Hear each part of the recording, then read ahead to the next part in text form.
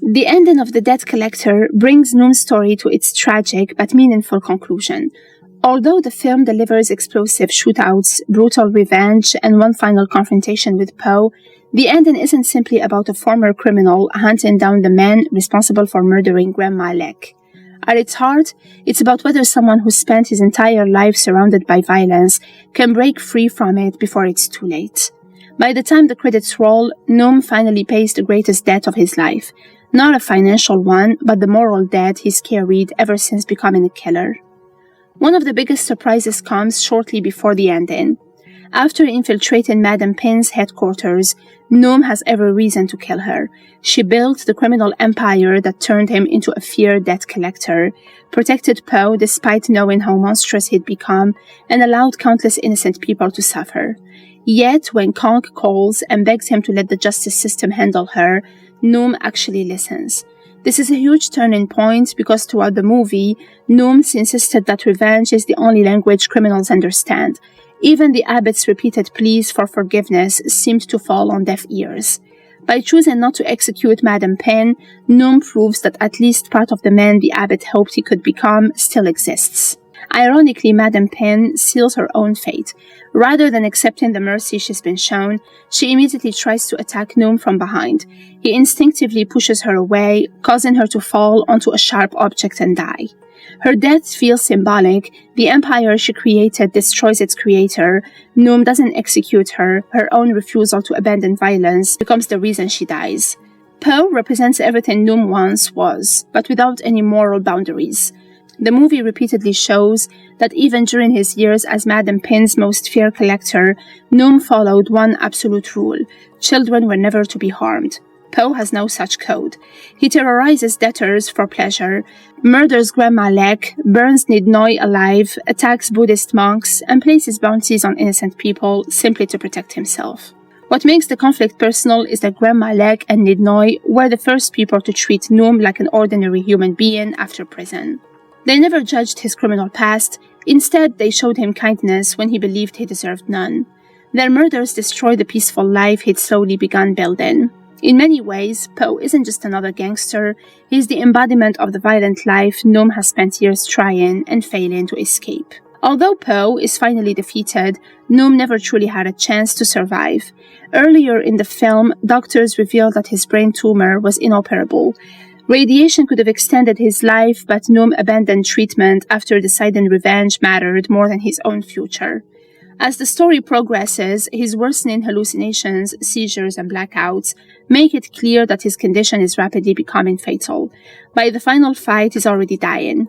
Poe may have pushed him to his physical limits, but it is the tumor that claims his life. His death also reinforces one of the film's central ideas. Noom can never completely erase the consequences of his past. Years spent living through violence eventually catch up with him, even after he begins trying to do good. And like Kong, whose future is still ahead of him, Noom's redemption comes through sacrifice rather than survival. Although Noom receives most of the action scenes, Kong becomes the person who achieves lasting justice. Throughout the movie, he constantly finds himself trapped between corruption and integrity.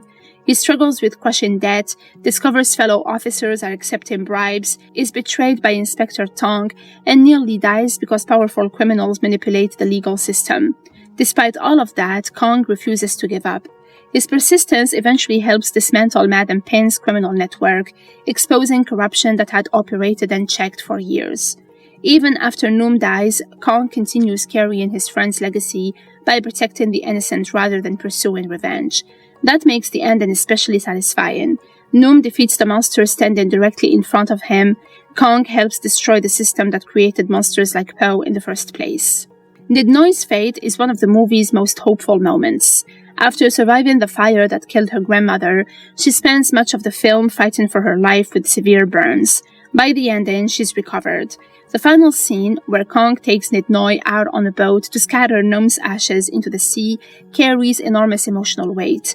She smiles for the first time in a long while, suggesting that despite everything she endured, life is finally beginning again. It's also the closest thing Noom ever has to a family. Although he dies before seeing the future he helped protect, Nidnoy survives because he chose to stand between her and the criminals who destroyed her grandmother. Another small moment carries important symbolic meaning. Doctors discover that Kong's daughter, Ping Ping, no longer needs the dangerous heart surgery her parents feared throughout the film. On the surface, it's simply good news. Symbolically, however, it shows that Kong's perseverance has finally been rewarded. For most of the story, both Noom and Kong are trapped by debts they didn't deserve. Noom is burdened by the guilt of his violent past. Kong is crushed by a financial debt created when someone else disappeared after he guaranteed a massive loan. By the ending, those burdens began to disappear. Kong's family receives the miracle they desperately hoped for, reinforcing the film's belief that compassion and integrity can eventually break cycles of suffering. Despite its relentless action, The Debt Collector isn't about revenge. It's about debt in every sense of the word. Financial debt traps poor families like Grandma Lex.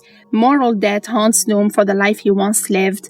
Emotional debt follows Kong, who carries responsibility for mistakes that weren't entirely his own.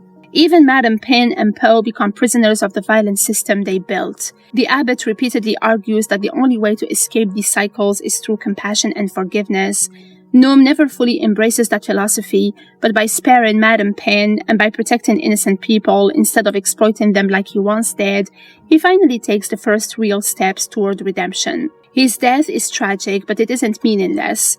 He cannot undo the murders he committed years earlier, yet he ensures Po's reign of terror ends forever, while giving Kong the opportunity to rebuild a more just future. The film closes not with another act of violence, but with Noom's ashes being released into the sea as Nidnoy and Kong look ahead. After a lifetime spent collecting other people's debts, Noom finally settles his own, allowing the next generation to move forward, free from the cycle that consumed him.